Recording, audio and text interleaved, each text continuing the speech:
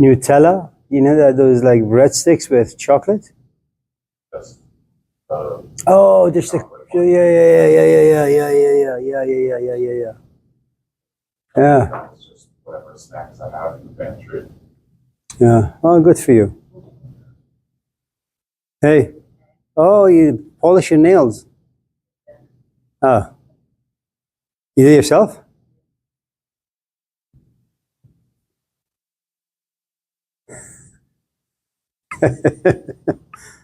Lark, how are you? Oh, look at that. Oh, Tammy's nails polished too. Yeah. Good. Good for you. Colin, you got a nail polish. Oh, you must feel out of place. Ah. Alex, what's up? What's going on? You okay? I haven't been here for a while, like a couple months. Days or weeks or they're all the same, really. But you're doing good? Healthy? Good job. Before I forget, next week, Wednesday, could you check your emails or Canvas announcement? We may not have class next week, Wednesday, but I'll let you know the night before. It's a tiny little chance, but a chance.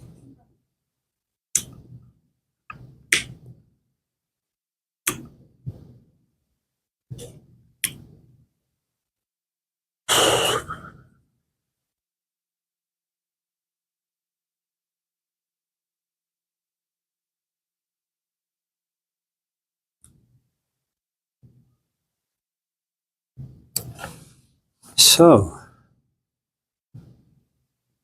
Colin, how's Ryan? How's Nadia? Does Nadia know anything about Lark? Well, that's good. Keep it that way. It'll just be our secret. Oh, man. What is that? Oh, yes, of course. Yeah.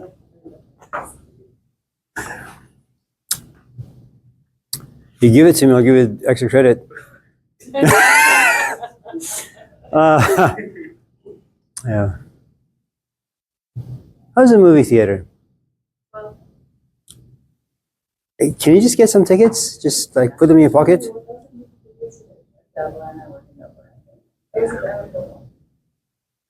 Can you just come to class with like tickets? I get like 9. Do you use them? Well, why don't you just bring them in? Okay, look. I got like half a dozen kids. So I'll take 6 and then, you could exercise your judgment, race, gender, looks. And, there is, Colin, Ryan, Lark, and Nadia, that's 4.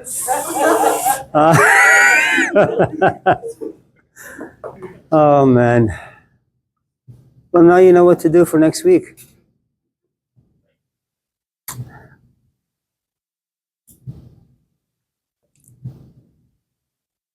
How's that religion class of ours? You guys like it? We were just talking about it. I like it. It's different from this one. Our class. Yeah. A lot of opinions. Yeah. Especially from. Oh, that she's been in like 10 of my classes. Mm-hmm. She's like a cockroach. Yeah. Yeah, you just can't get rid of them. Or termites. It doesn't matter what chemical you use. They just never go away. They destroy everything.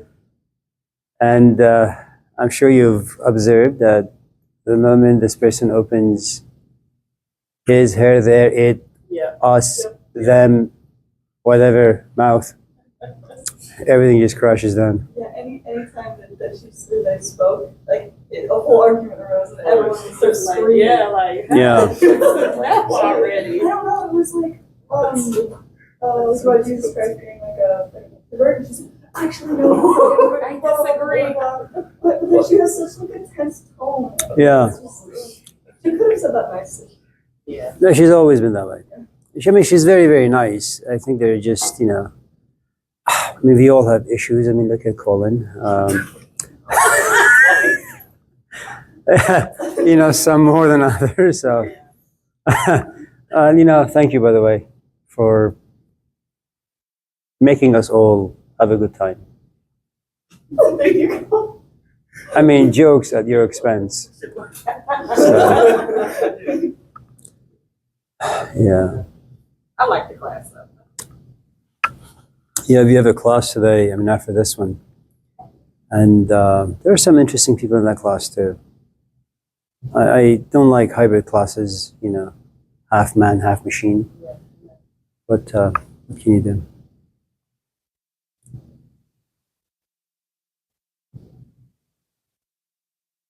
So, is there anything you guys want to talk about before we... Danielle? I guess it's like so complicated. It's like, what ideas or types of ideas should I or could I safely ignore? How do I? My parents never drank, never smoked. My teacher never drank, never smoked. The gatherings that we've had for the past 20 years, when he was alive, 30 years, no one ever smoked, no one drank. Hello, Abi, how are you? Abi, forgive me, I forgot your container, it's in the office. Sorry. And so, whenever we have a gathering, those who drink and smoke are never invited. I don't even know who they are. We just don't associate with them. Because they ask for things that we don't have, and possibly we offer things that they don't really enjoy. And I guess the answer to your question really is the following. If you want to be good at anything, by default, and it's not even your choice, by default, you protect your craft by making sure it doesn't get contaminated. In other words,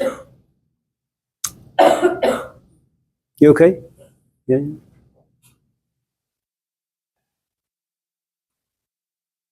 I mean, look, I have a friend whose name is Ryan, and Ryan has a companion whose name is Nadia. And, they have a great relationship. Now, the idea of inviting Lark, so that the four of us could go watch a movie, that's the three of us, three of them. I mean, it would just make no sense. So, naturally, you would just get rid of Lark and just allow Nadia and, what's his name? Ryan, to just hang out together. When on the other hand, you don't really have a specific purpose or a goal or an agenda, you just become a leaf in the hands of the wind. Whichever direction the wind blows, there you go. Those who are a bit more focused, consider, for example, this class. There are some people who are enrolled. They don't really much care about their grade. They don't really much care about their future. Maybe their life is just busy. Who the hell knows? Consequently, when the final day of this class comes, I have no choice but to fail them. And the only reason that I failed them is because, well, they weren't able to manage their life properly. So depending on who you are, what your agendas in life are, that will determine, your capacity for garbage. How old are you? 23.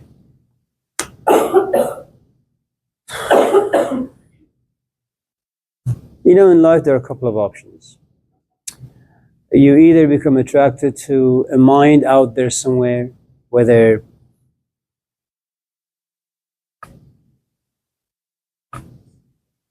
it's like you're a Bible thumper, you like Jesus, And so you live your life around those particular ideas, or you're just lost and confused, which is organic for the most part. And you just have to figure things out on your own. It's always easier to find someone you admire and then follow in their footsteps until you're mature enough to have your own voice, you know, to have a very refined intuition. And by intuition, I just mean that you have cultivated, you've done certain things in your life where you have this very, very powerful, hello,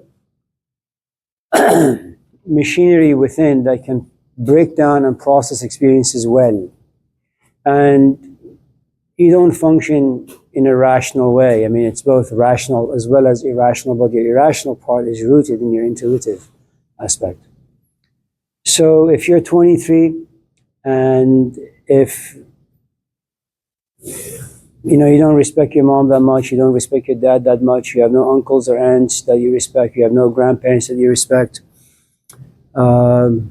maybe there is a film director somewhere out there who creates movies that you enjoy and you like the narratives of these movies, and then you kind of have your life revolve around those themes. It's like maybe you're just a romantic guy, and so you like any movie that has to do anything with romance. Maybe you like philosophy, or maybe you like autobiographies and you read Mother Teresa or Malcolm X or Mahatma Gandhi, and you try to emulate, certain aspects of those characters. Maybe you like, Socrates, and so it depends. It's always easier to find someone that can inspire you, and through their inspiration, you can just follow their footsteps for 5, 10, 15, 20, 30, 40, 50, 60 years until you figure out what you want to do. Are we? Very. Can I give an example? Amir and I had a friend many, many years ago. His name was David Long. I think he's like either dead or has gone mad. He used to teach philosophy at Sacramento State University.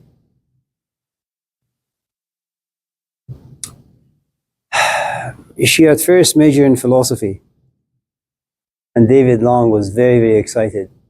He was very bright, very articulate, very creative in thinking and writing.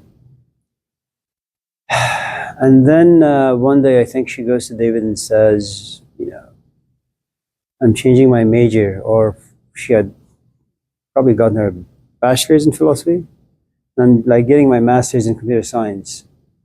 David was so disappointed that I think he broke ties with her, or something. A few things happened. And so, and we all have good reasons, for doing what we do. And so time passed. 5 years passed by, then 10 years passed by, then 20 years passed by. And one day I come to class and there she is. What are you doing here? It's been a long time,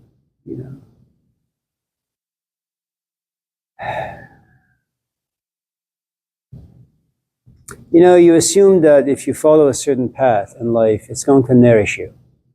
And then you follow it, you pursue it, you achieve it.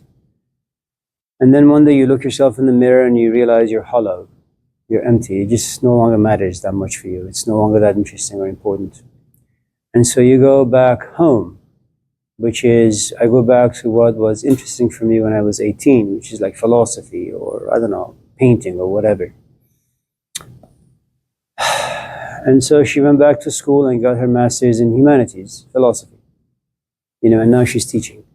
A class here, a class there. And sometimes it works out that way. You get exposed to a certain thing at a very young age. It inspires you. And then you become a political... Hello. You become a political animal. Is it going to make me money? Is it going to fetch me friends? Am I going to find a companion by thinking all these ideas? And the answer is no. I will need to pay rent. I need to pay for food and gas and all that. So out of desperation or necessities, you're going to just trash philosophy and move to computer science. Kendra, hello. How are you?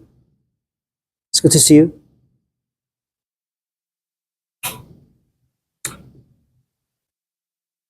And then, you do what you need to do. Then you realize it's no longer working for you. You have a good amount of regrets, like you wasted your time. Not really, though, but that's how we function usually. It's like you spend 5 hours a day talking to your friend about depression for like 10, 15, 20, 30, 40, 50, 60 years. And then one day he or she calls you and says, okay, you know what? I'm just going to end my life. So really? After like 20 years or 30 years or 40 years of talking? Good luck. Tyrell, when did you get here? The whole time? Huh? You must assume that I'm blind and deaf. That was good, though. I give you extra credit for that. Can't even lie well. So sometimes the way it works, and I borrow this from my good friend Rumi. Imagine like I like you, but you don't like me. I know that if I spend enough time with you, you'll grow to like me. But you keep like playing hard to get. So I just grab you by the neck and pull you to my office. And we sit and talk about philosophy. That's all we do. Nothing else. And little by little, I grow on you and you begin to like me. Sometimes it works that way. That you may run into someone, they see something about you, but you don't see that in yourself. And they begin to manipulate and coerce you. They play with your mind. And after a while, you find yourself to have been completely brainwashed. Your brain has been washed from the past, from your goals, your purpose, all these emotions you have, historical. And once you've been baptized by this person, then, new goals are inserted. And then you become a brand new human being. آدمی در عالم خاکی نمی آید به دست. آدمی دیگر بباید ساخت وزن و عالم. Is it, are we, Adrian, anything? Joey? Tyrell, yes. What? I want to read you a poem. That's okay. Mark, tell me. I have something. How do you deal with, or what are your thoughts about nepotism in the workplace? And not like a family-owned business, like a car wash, of course, right? With your parents, that's different. But let's just say the medical field. No, let me do it differently. Okay. Is that okay? So, Joey, why are you smiling? I wasn't even being funny. That's true.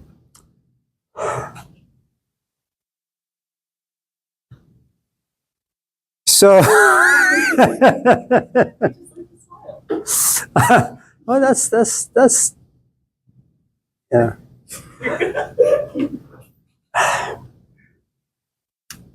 I like philosophy. I got my degrees in philosophy. My life has revolved around these ideas since I was like 10. Maybe even earlier, since whenever my relatives would come around, we'd talk about politics and religion and philosophy. And when my parents put us in a box and shipped us to India, my father gave me 2 books. One was the Quran, the other was the sayings of one of our saints. And so I used to read those things almost on a daily basis. Okay. And the reason why I chose to major in philosophy, because for me, I found it to be very valuable. Even when I was hired at Caltrans, and at the age of like 20, and I signed a contract, and I was going to be paid about $80,000 a year. You just sit in the cubicle, you put your headphones on and you listen to like data, and then you punch them into this computer. And so you look to your right, there is this guy like lotioning his hand, there's a woman just smoking said, this is not how I want to live my life. So I just walked out, you know. And I came to the decision that I'd rather just wash cars. Because while at the car wash, I have a few hours of free time where I can sit, read, write, think, talk to myself like a crazy person. And so having found this particular branch of knowledge interesting and exciting over the course of maybe 32, 33 years of being in the classroom, I've had a few students who have come to enjoy our conversations, and one day they come to the office and they say, well, do you think I should study philosophy and humanities? And these are students who keep coming back to my classes.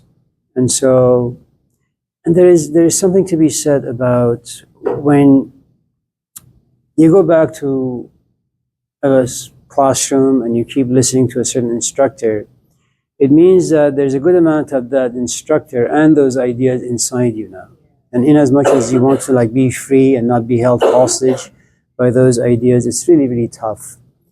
And so once you're contaminated, as some of my students were in the past, I look at them and I say, listen, you're taking all these classes and you keep coming to these classes without being enrolled. So let me suggest this. Go to school.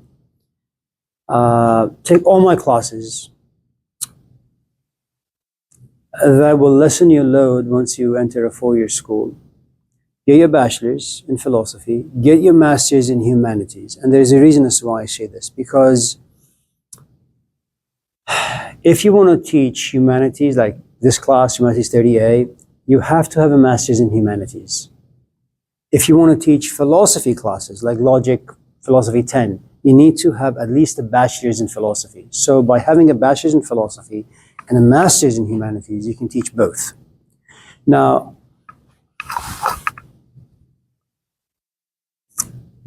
chance, luck, I happen to be the chair of philosophy humanities at Laney College for the past 25 years.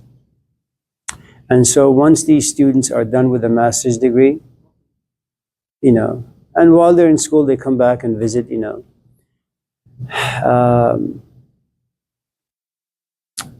I have them teach here for us for a semester or two.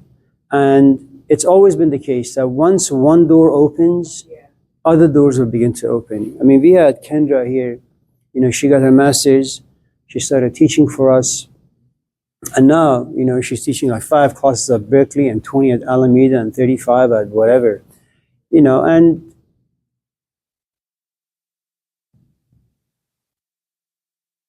the nice thing about, I think, these ideas and being able to be in the classroom and to talk about these ideas in the classroom is that, life is complex and we are born very, very confused animals. And so as you go through life, there's a good amount of pressure that's built inside you. Now, if you don't have the language for it, if you don't have the proper set of ideas to express those emotions that live inside, the frustrations, the fears, the disappointments, the feeling of betrayals, what it means to be black or white or blue, woman, man, gay, straight, in between, whatever, then you realize that you're just penting up so much. Cancer is on the horizon, ulcer, mental breakdown. You're dealing with a tornado of things coming your way. You walk into the classroom, and at first it can be a very frightening experience because there are 50 people looking at you, waiting to see what you have to say. And you have no idea what kind of instructor you're going to be. Some instructors open their mouth and they're like Antarctica. Everything just freezes. And people feel dead and bored and they keep looking at the clock because they want out. Some people open their mouth and they themselves are surprised. Man, this is like Sahara Desert. It's warm, it's heat. And people get excited, inspired. And so if you look at our schedule for the past 10, 15 years, these have always been former students who went to school, got their masters, emailed me, I set up an interview, and they got a job. Now, do I get emails from people who have PhDs from Princeton, from Berkeley? Absolutely. Yeah. Do I look at them? No. Why would I want to like look at a stranger when, you know, I have a friend Yeah. who's not enrolled, keeps coming to class? Am I playing favoritism? Absolutely. Am I biased? Definitely. Am I proud to be biased? Yes. Do I consider my friends more valuable than strangers? Yeah. Will God judge me? Okay. Am I worried? No. I'll send them to hell. Oh, wait.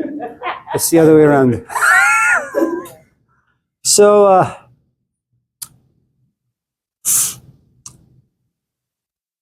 there is nothing wrong with nepotism. It really depends on. I mean, look, it's kind of like, you know, you're going to die and you have two kids. One has listened to you and has followed your advice, and you look at their life and it's relatively healthy.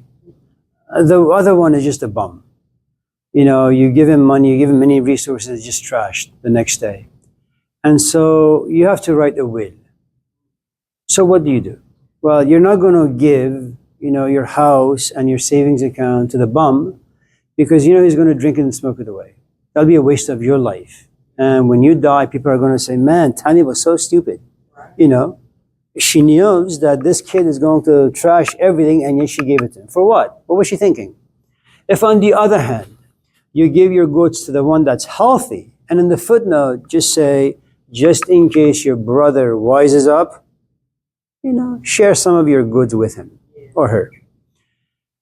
And I think we exercise that in every aspect of life. Now, there are those folks who are anal.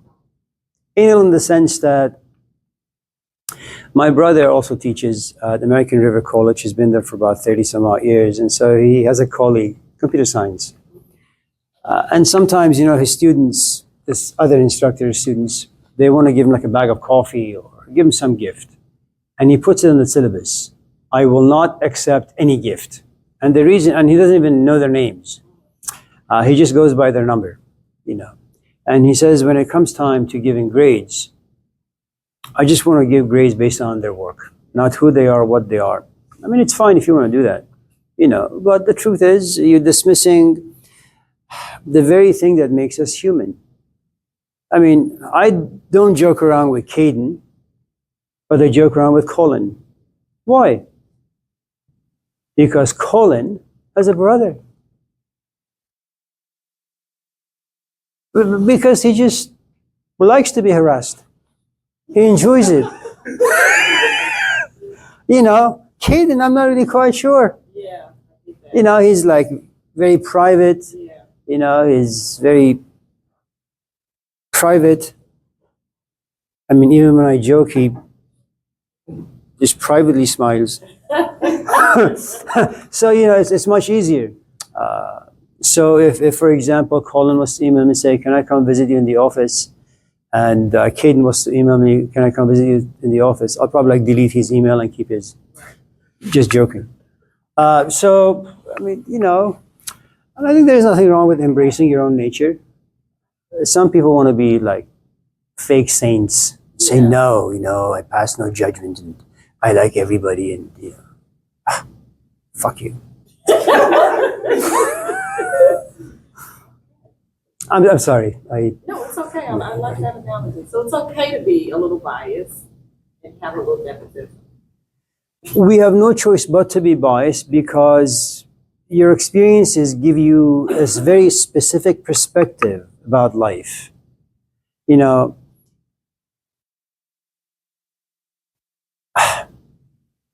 my parents are saints. So when someone says, I hate my father, I have to employ my imagination and say to myself, have I ever hated anyone in my life? And the answer is yes. The emotion hate, what does it look like? What does it taste like? I have to exercise a great amount of imagination, going to the past, figuring out what exactly did I not like, because I can't compare your parents to mine. We have different experiences, but what we both have in common is the element of hate. All I need is go back in time and just bring something to the surface that I really just disliked. And then I can, you know, employ my imagination, and then I can understand what it means to hate a father. or a mother, or an aunt, or an uncle, or a class. So we have no choice but to be biased. The, I suppose, trick is how to express your biases in a way that looks unbiased. I mean, consider Colin, for example. So, yeah, so that's all I got. Caden, anything? See, private. I'm on.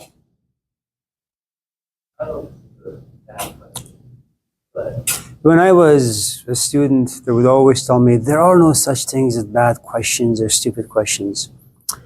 It took me many years to realize how untrue that was. There are some really bad questions and there are some very stupid questions. But I've never heard one from you, so please. I was just wondering, why do serial killers kill people as they do? Because there are people that will sociopath things. Why is it some feel desire to take the lives of others?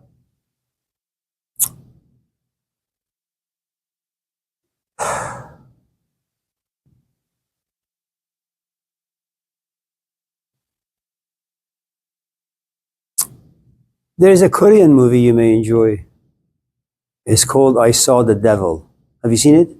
Oh man, it's beautiful. There is this couple.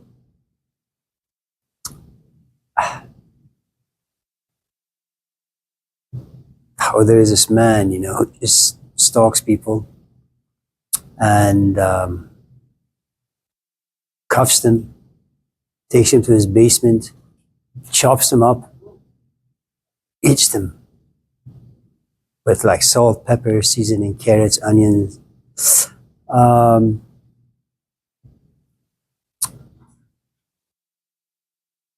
mean, it's a great movie.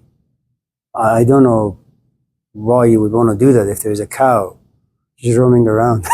You know, just take the sheep and, you know, cut her jugular and eat the sheep instead of, you know, a human being.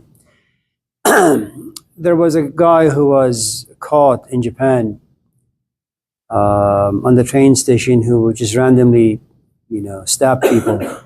And when he got caught and they asked him why, he says, I just want to be famous. And he was, you know, he was on YouTube and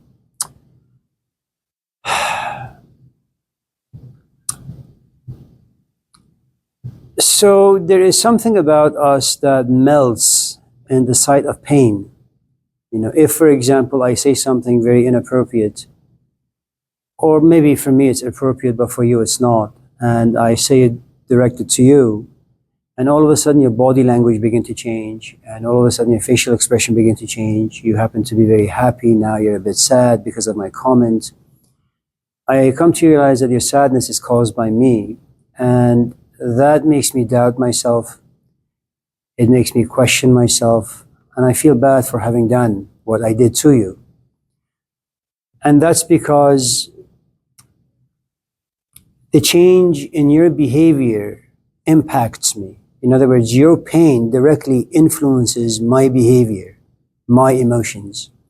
There are some people who have no empathetic nature. In other words, in the sight of pain, they feel nothing. You know, consider, for example, someone who takes up this art called prostitution. And it is an art, you know, and it used to be a great art in the ancient world. Now is commodified, but that's for a different day. So imagine that you have been raised in a very, very relatively healthy background, but your mom dies and you're devastated. Your dad turns to drugs and that devastates you even more. And you're an only child, and there are no aunts, no uncles, no this, no that. And your parents have always talked about the importance of, you know, no sex before marriage, being a virgin, all that stuff. You have no time for school, you have no time to work because they don't really pay that much. You have to make some money to pay rent. And so one morning or one night, as you get out of the shower, you stand before the mirror to kind of dry your hair and you look at your body and you say, man, you know, nature or God or Charles Darwin, they have given me a great looking body. That's my asset. You know, that's my wealth. Maybe I can sell that for $1 here. Hello, dollar here, dollar there. And so, but it's not something you can, jump into quickly. So what you do is you begin to kind of think over this idea in your head over and over and over again until you say, you know what, maybe I should just do it. Some people just go to church and say, never again, I'd rather just go to Home Depot. And some people say, okay, let me do it. And they have no idea how to function as they walk the streets. They look around and they have to observe other professionals. Are they wearing a head covering? Are they wearing a long skirt? Are they walking around with an armor? Or are they showing a lot of skin? Okay. And so as you begin to observe, you take mental notes. And then you realize that 2, 3, 4, 5 days have gone by and you haven't had a single customer, You pay attention to the way they walk, pay attention to the way they speak to customers, potential customers, and eventually, little by little, theoretically at least, you learn bits and pieces of this craft. Then you go to Ross. And you're size 9, okay? But you realize the profession you're in, so you buy a size 1. Right, Colin? You buy a size 1, okay? I don't know how that would work, but nevertheless, you kind of feel ridiculous. You punish yourself, mentally, emotionally. But at a certain point, you say, just go out there and do it. You can do this. Kind of like a Nike ad, just do it. And so you wear your high heels and you wear a rope, and that's all you have, just a rope down and a rope up. And you walk the streets and, this guy stops by, and a young man, and he had forgotten to take off his name tag. He says, hi. And you look at him and say, yes. What can I do for you, Colin? How do you know my name? You must be a saint or a prophet. No, you have your name tag on. And it's not you, it's a different Colin. And you say, well, how much do you charge per minute? And you're new. Is that how it goes? Minute? Is it by job? The what? Hour. How would you know? Why do you volunteer? All the other things we talk about in this class, you never say a damn thing, but no. No. You must have friends in high places. When time allows, can you give me the numbers, please? Now, that was funny, and yet I only got 2 laughs. Are you already shocked?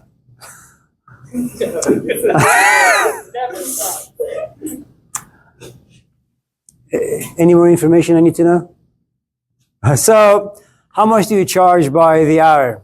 And you say $20. That's what Home Depot pays, so $20. Why are you smiling? Is that too cheap? What's the price these days? Oh, $20. Barbara Streisand, by the way, played the movie many, many years ago. I think it was in the 80s. It just takes place in a courthouse, maybe 4 or 5 characters, that's all. She's a professional escort. And there's a scene in the movie where she looks at the judge and she says, if someone wants me to just give them superficial pleasure, that's about $250. A blowjob, $500. Intercourse, like $1,500. So there is definitely a set price for each of these, exercises. And so, as this happens to be your first time and you're in bed, and this other fellow who happens to weigh like 1,500 pounds is undressed now,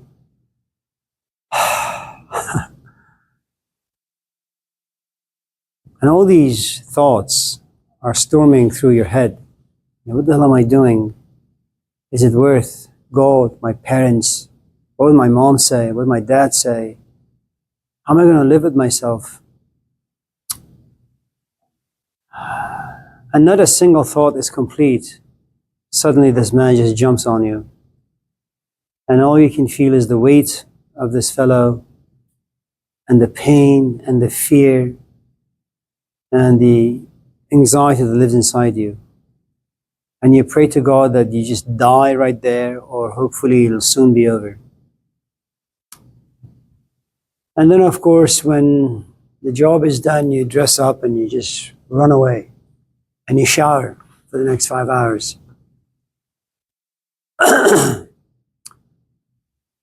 You close the blinds, you turn off the lights, and you sit in your room depressed.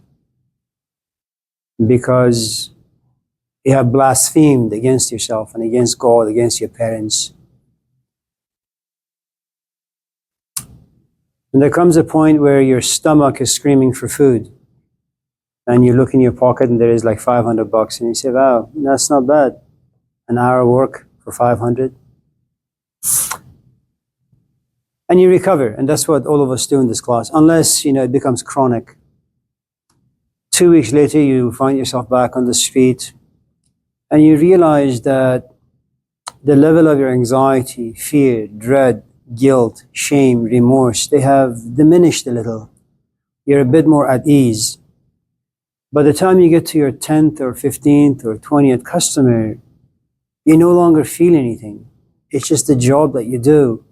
And you've learned how to dissociate. In other words, there is you, there is your body laying down, but you're not there emotionally, you're not there mentally, you're not there spiritually. And so you cannot give your body as a corpse to this other person. There is a scene in the movie Frankie and Johnny with Al Pacino and Michelle Pfeiffer. Al Pacino plays this character who was in prison for a while. He's in this coffee shop working now. And one of the waitresses, fancies him. She takes him to her place. They're having sex. He's on the bottom. She's on the top. And at a certain point, she looks at him and says, "Are you okay?" "Yeah, I'm fine." "Can I do something for you?" "Oh no, I was done." "You were done? When?" "Like 2 hours ago."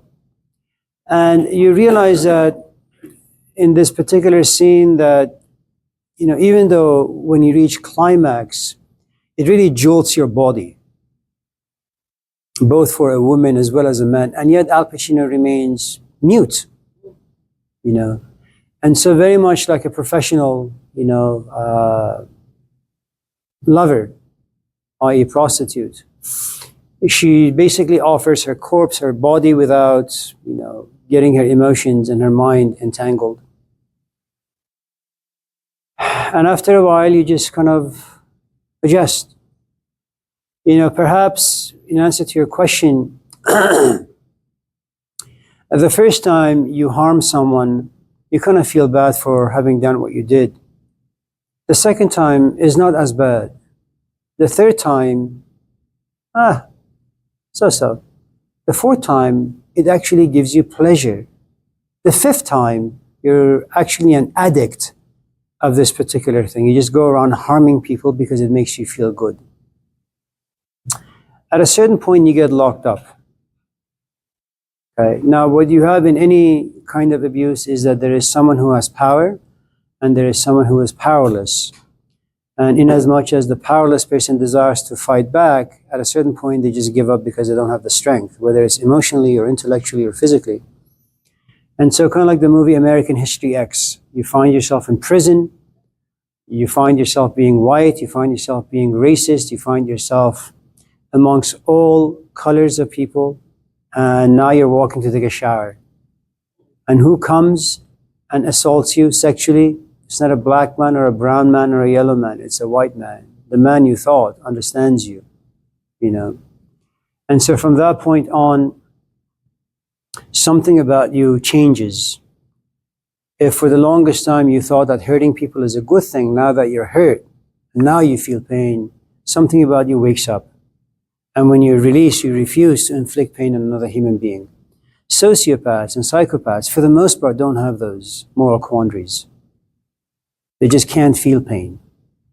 You know, there are, in fact, I don't know the name of this particular disease, but when kids are born, some of them, unfortunately, they can't experience pain. They can't feel pain, which means that, you know, they can pull out their hair and they won't feel anything. They can put their fingers or hands on a hot stove, they won't feel anything. They can cut off their tongue, bite it off, and they can't feel anything. And so what happens is they can gouge out their eyes. And if you look at what parents have done, they put mouth guards, gloves, goggles, so that these kids don't hurt themselves. So when you talk about people who enjoy inflicting harm, you know, they have like a process either grown dim to pain or they never had the ability to feel. And so for them, it's something of pleasure. But I don't really know. Yeah, Almi.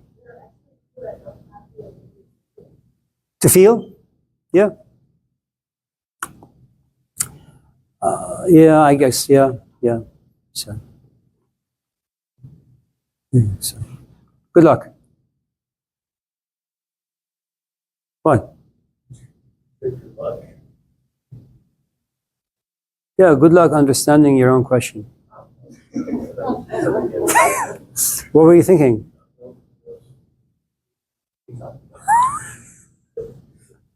Tyrell, yes.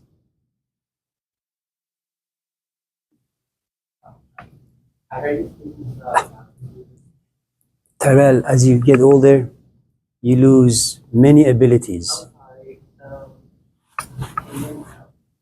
No, I'm just kidding. Go ahead. so I heard you speaking about I noticed, well, not even I noticed, but I've been told that prostitutes, because they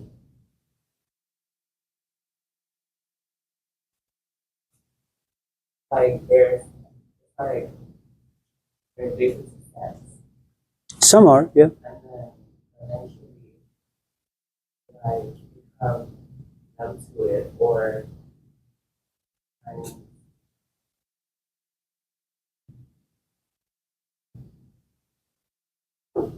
they I use a woman's side example. You can use me. Okay. Go ahead. So for you have sex with so many women because it's your job and life, and then eventually when you're older, you realize Don't use me. It kind of feels a little weird. Use Colin. Yeah, I kind of feel, I really just like feel a little strange now. But it's okay. Continue. I'm beginning to like it. but yeah, and then after you have intercourse with so many women, or sometimes they just feel like they're not attracted to women. They're attracted to same gender or like just attracted to them. They're attracted to what? They're either like attracted to like something else or nothing. Okay, Because they get tired of it. right. I just, So, can I change the scenario just a little? Okay. What is it?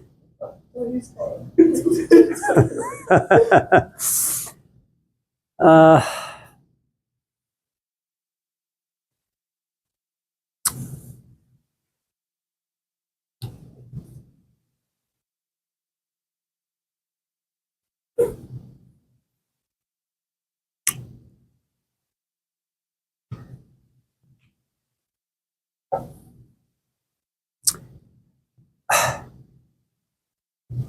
have you heard of Abelard? How about Eloise? So Abelard is like a very devout Christian, and he likes to write. And his writings are deep and profound and very complex. He has fallen in love with this woman named Eloise. This is like around, if I'm not mistaken, 12th century. I may be wrong. He had said something negative about the emperor or some bishop out there somewhere. And so the bishop orders his castration. Now, one of the ways that you and I can express our passion or our love for another human being is through the physical aspect, by having sex with them. But this is a sex that is filled with a good amount of passion, i.e. love. In other words, you couldn't have meaningless sex without the passion. You just go through the emotions.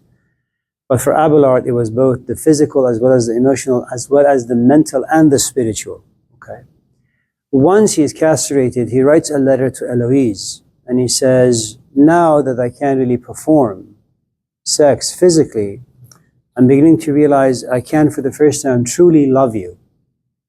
In other words, I can love you in a way that forces me to express myself outside of my physical body. Okay. This really has nothing to do with your question. It just made me think about Abelard, and I just want to say that out loud. Having said that, let's not put too much focus on sex. Okay? And the function of sex.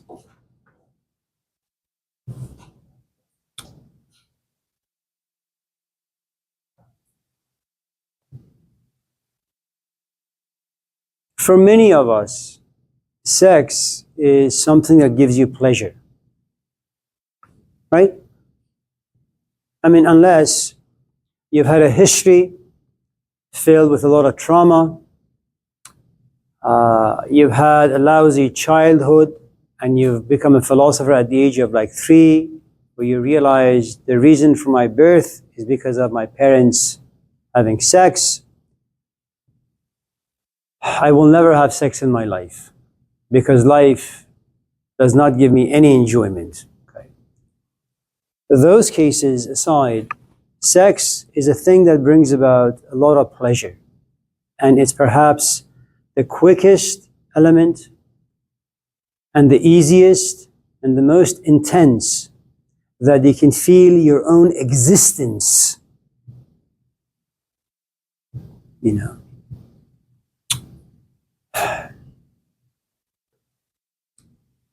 What happens when replace sex with having a slice of Zachary's deep dish spinach mushroom pizza? You fantasize about it, you save your money, you know, you get an Uber, you drive to Zachary's on Grand or College, you wait for 45 minutes, you know, and then this small deep dish comes your way.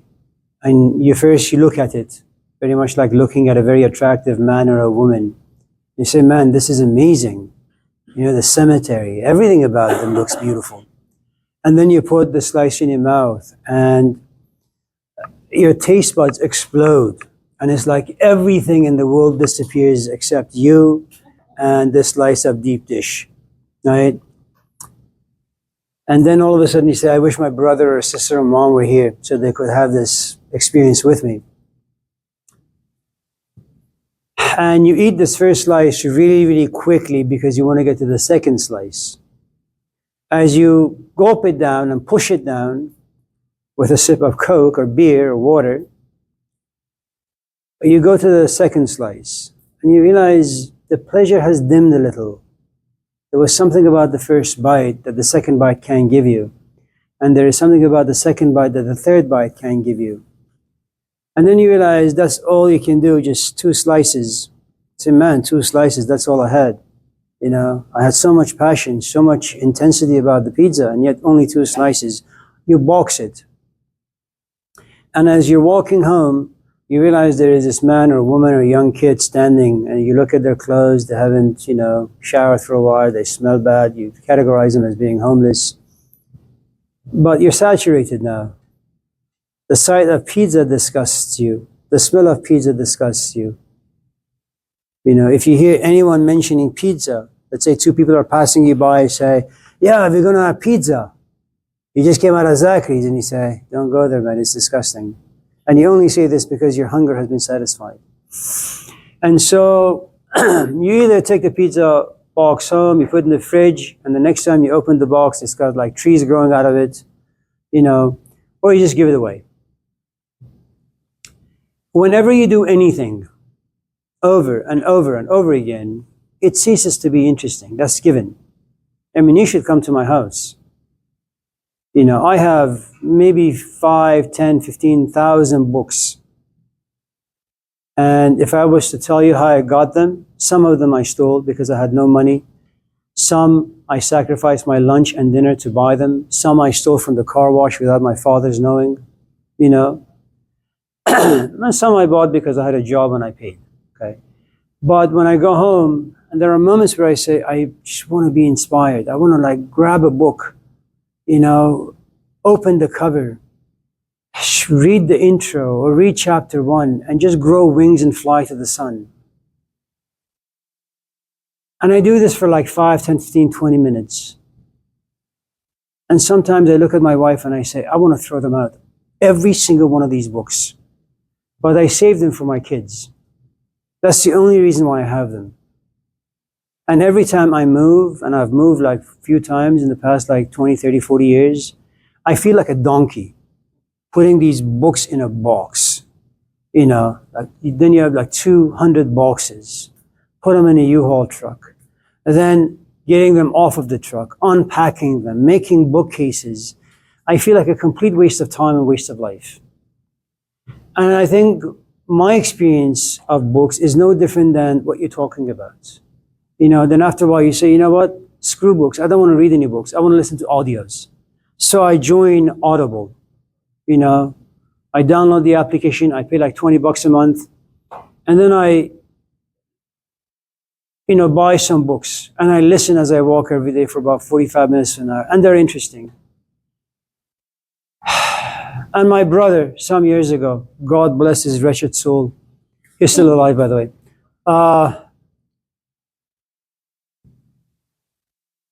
He got these audio lectures from the great courses. I don't know if you guys are familiar. Thousands of hours of these great professors giving lectures. And out of maybe 1,000 professors, only 2 or 3 are really, really good. And so from reading books to listening books, now I go on Audible every morning. I kid you not, every morning to see if I can find anything interesting. And so they give you a sample, a 3-minute sample. Sometimes it's AI generated voice. Sometimes it's like a human being. And I listen and I said, this is junk.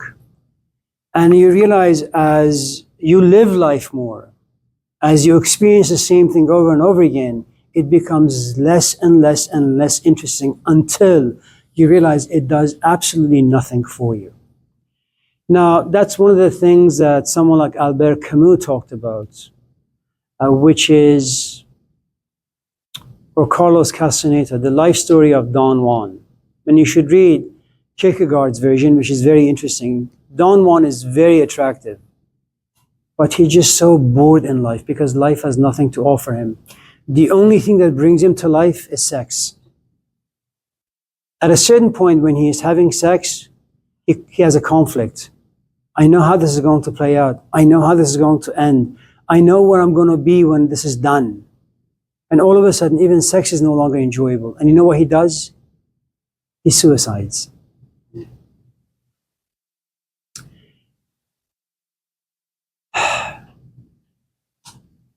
I think we are condemned in the sense that things out there interest you, you pursue them, you have them, you play with them, they inspire and excite you until they can do no more. Now, because we live in America, because we have infinite number of options out there, you never get a chance to sit with boredom for too long. And so by the time you realize the whole of life is an exercise in boredom, by the time you get there, you'll be 90. You'll never get there. You happen to be very, very lucky when you tap into a pleasure, and after a few weeks, you come to realize it's taking you nowhere. And then you give up on it. And there's a good amount of sadness. Ask Tammy. 8 billion people on this planet. Let's cut that in half. 4 billion of them are men. And she can't find anyone who's interesting. That's a tragedy. And you know why she can't find anyone who's interesting? the level of her maturity will not allow her to go out with someone who's a loser. How is that possible? All these men? The answer is, yeah, there are all these men in body, but nothing on the inside.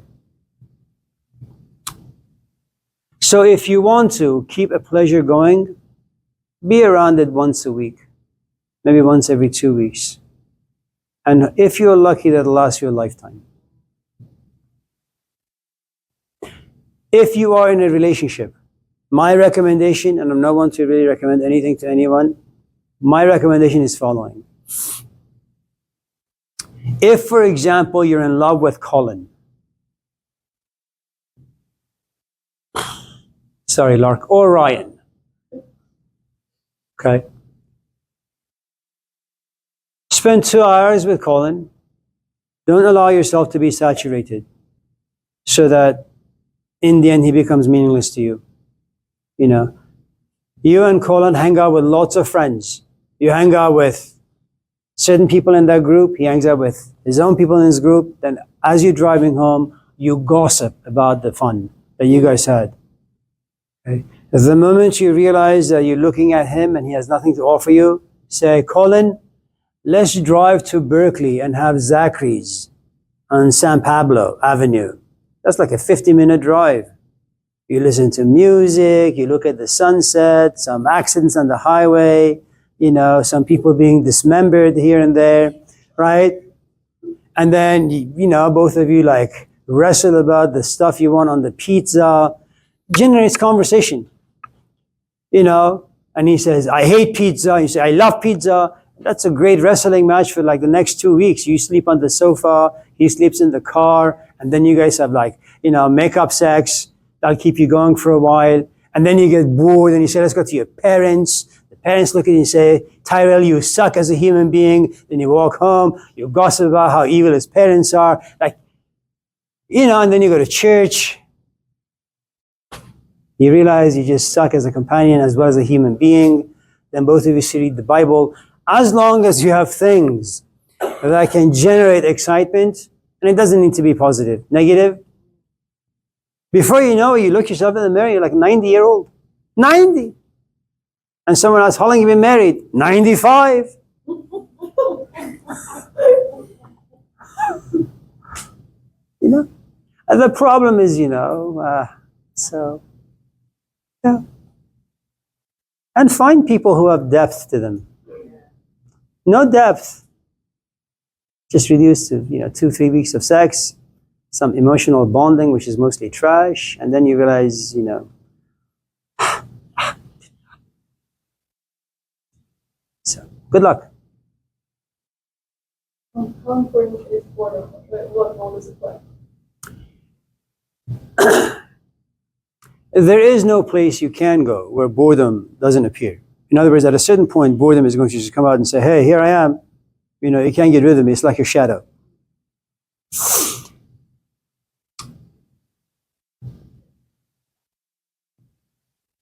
Sometimes you're bored not because the thing no longer excites you. You're bored because you're just physically and emotionally tired. Okay. Sometimes it's true you're bored because the thing no longer has anything to offer you. Okay. Now, boredom is not an experience that gives you pleasure. It's actually painful. You know, it's like going home and realizing that you've been robbed. No sofas, no chairs, no tables, nothing. Everything has been stolen. And that's what boredom does. You know, it's like you look at Colin at a certain point and you can't feel anything about the relationship. It's like somehow time, the great thief of life, enters and just takes every ounce of excitement you once had. And then out of desperation, you tap into your memory bank. Well, let's talk about when we went to Yosemite 20 years ago. Let's talk about when we went to the concert. And even though they will generate excitement for a minute or two, that's all they do, a minute and two. Eventually, you'll go back to the hollowness of your relationship. Now, some people can only have the capacity to understand the boredom of relationship that's romantic. Some people can only understand the boredom that exists in reading books after a while. Some people, like the Buddha, the great heroes of humanity, okay, what they've come to conclude is that the whole of life is boring. There is nothing in life worth pursuing. What benefit is there for a lark to gain the whole world but lose her soul? The only thing that has infinite depth are creativity and your spiritual quest. However you want to define that. If you're a painter, consider that to be your spiritual quest. If you're a thinker, consider that to be your spiritual quest. If you are one of religiosity, consider that to be. So it's mostly creativity, okay? Is it true that sometimes the well runs dry, and inasmuch as you're a great poet, you want to sit and write a line of poetry, but it doesn't come? Absolutely.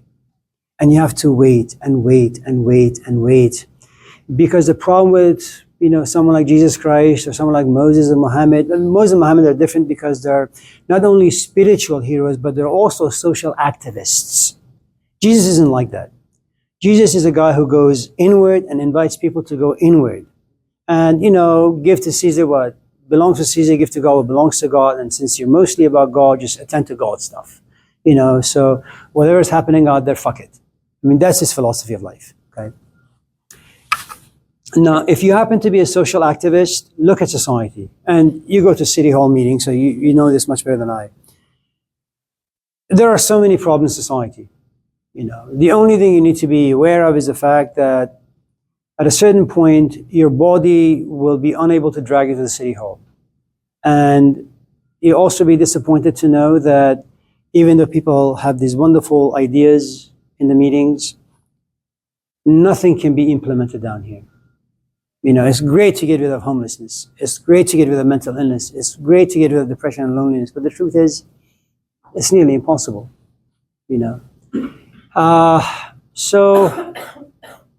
Say, what was your question? It's about boredom. When I was really little, my mom was like, You still are, Lark. I'm sorry. come on. No, sorry. My apologies. Yeah. I was bored, whatever. Whenever I was bored, because I was being bored all the time, she was like, oh, this is a gift, because when you're bored in your mind. Is that true? Because I feel like in modern society, like, boredom is like a boy, like a play with like technology and constant. It's very, very true. Next time you find yourself in a relationship, and next time you find yourself bored, instead of looking at the relationship, ask how boredom came about, how boredom is connected to pleasure, how pleasure is connected to saturation, how saturation is connected to the depth of yourself and depth of your companion, how all of this is related to the way you think about relationships, think about pleasure. And all of a sudden you realize that once you understand boredom in the right way, you will understand Jesus Christ, why he committed suicide. You understand Socrates, why he committed suicide. You understand why he said, I'm not going to pursue anything down here because it's not worth it. You will understand why someone comes to class and plays with his phone or her phone. You understand why people divorce. You will understand everything under the sun. But you have to approach boredom appropriately. It's not just about you and him. That's irrelevant. You guys don't mean anything.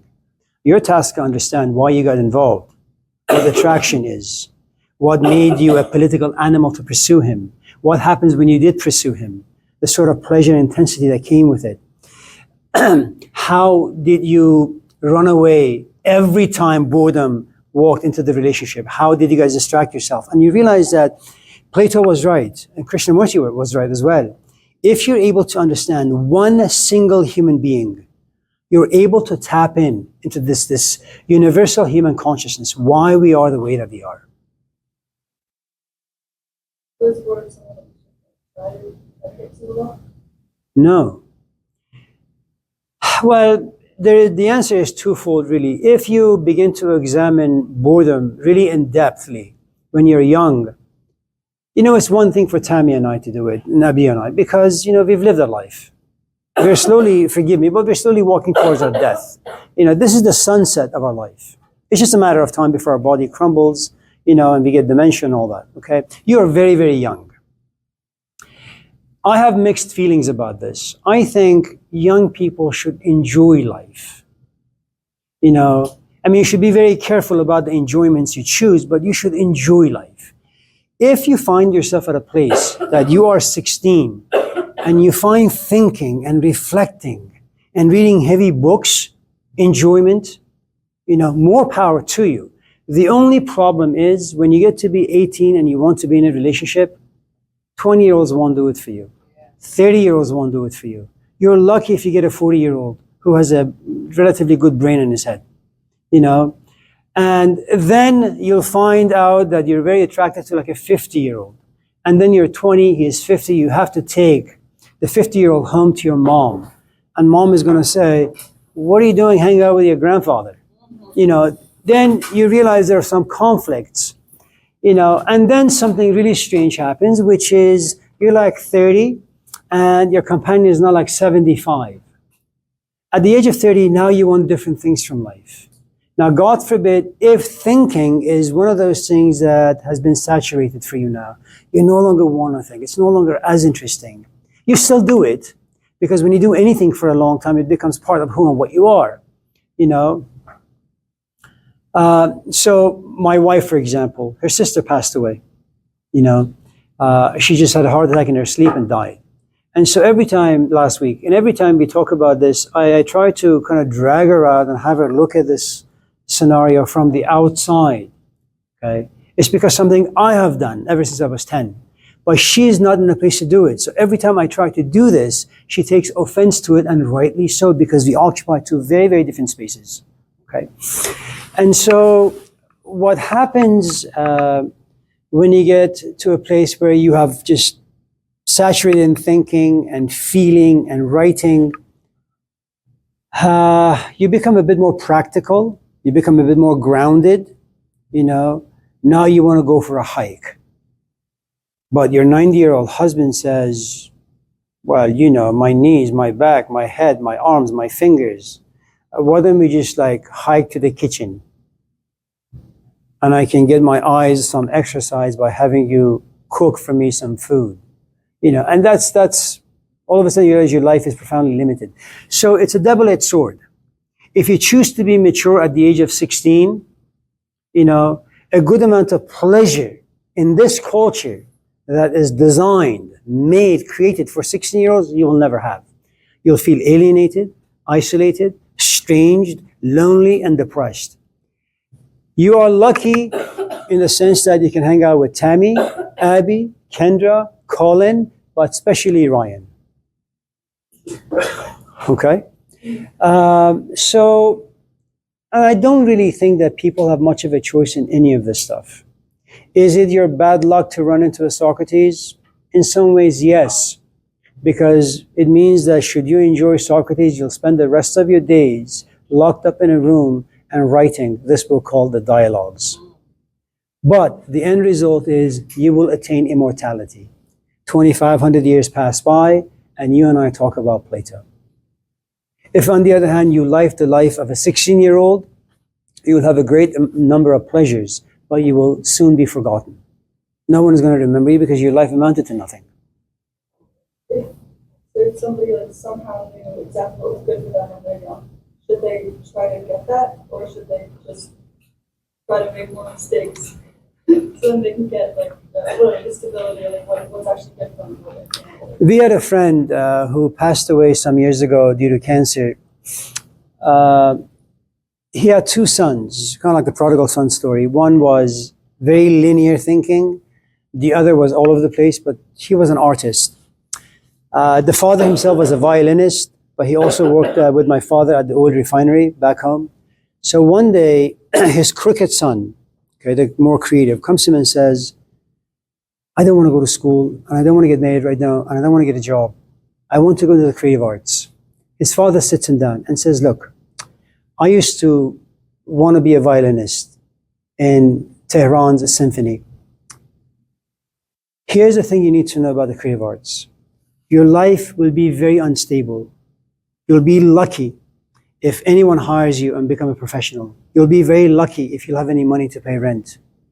You'll be very lucky if any woman will stay with you because you just go inside yourself and you just write poetry, or you do this, or you do that. You never come out.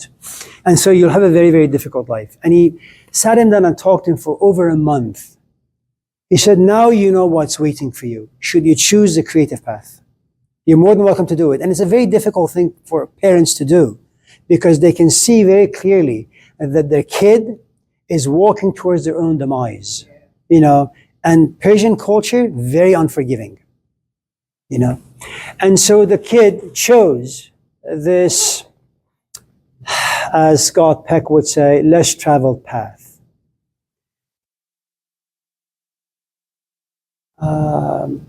He became a photographer, then he became homeless, then he became addicted to drugs. Thankfully, both of his parents passed, so they didn't see the horror show. You know, I don't know where he is. I haven't spoken to him for about maybe 25, 30 years.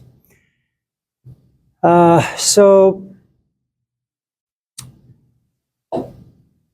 this is my position, and I don't know if it's right or wrong, but my position nevertheless. If you enjoy philosophy, have a backup plan. Do computer science, because it really takes only a couple of instructors to ruin your passion for philosophy. Okay? We have Persians, especially, and Indians. Sorry. Education is highly valued in our culture. So a lot of people become doctors, engineers, and those things. So we've had a few people who finished their medical school. They're hired by a hospital. And after like 2-3 weeks, they realize they chose the wrong path. And they just like, I don't know, they go to the forest, they divorce their wives, or they do some very strange things, you know. So it's quite possible that you may pursue something for a long time, and the end result is you just don't really like it, you know.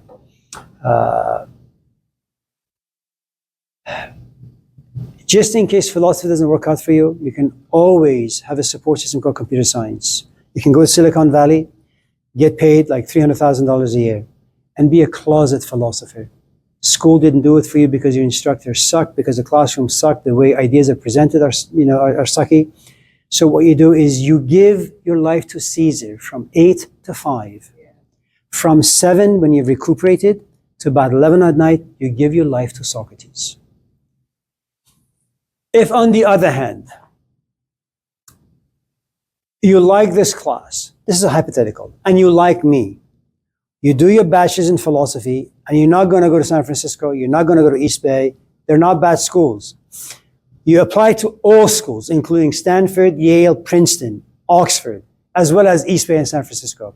Should you get to a school with a huge name, regardless of how shitty that school is, like Stanford, go to it. Because it's like Jeremiah's hammer. Once someone looks at your resume and sees that you have Stanford on it, they will hire you. Okay? Because if the competition between is someone from San Francisco and Stanford, depending on how well you do during the interview, okay? And so once you get your bachelor's, don't stop there. Get your master's from an equally good school and do a joint program. Okay? By the time you get your master's in philosophy, humanities from those schools, if the school has a big name, you don't need anybody's help. Your resume will do the trick. If, on the other hand, job market is tight, your school is not that reputable, for example, then you need connections. Then what will happen is, by the time you, being 16 and so young, and the rest of you, of course, by the time you're like 25, you have a PhD under your belt. Okay? Which means you can come to class, have 50 people listen to you speaking about depression philosophically. And because you've been there, and because you've done that, because now you have the language, because you've read the books, you've listened to the instructors, you've written about the stuff. You know, you're talking about America. 60% mental illness, 65% depression, which means that when you speak, people can see themselves in your words. You have the power to inspire people. Now that is a great life. You know. So that would be my suggestion. Yeah. Don't hang out with boys. Whether it's Ryan or Mayan or Cheyenne, it doesn't really matter. I have a class here from 11 to 12:15. For those who have nothing to do, you're more than welcome to stay. For those who lie, What class is it? it's some ridiculous class that Mark Hill is in it. That's Mark Hill. Aman, it's good to see you, man. Tyrell, great question. Thank you. Joey, take care. Hello. Hello, hello. Take care. Thank you. Colin, thank you, man.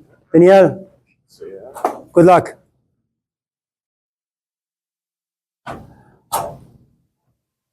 Kendra, are you well? Things are okay?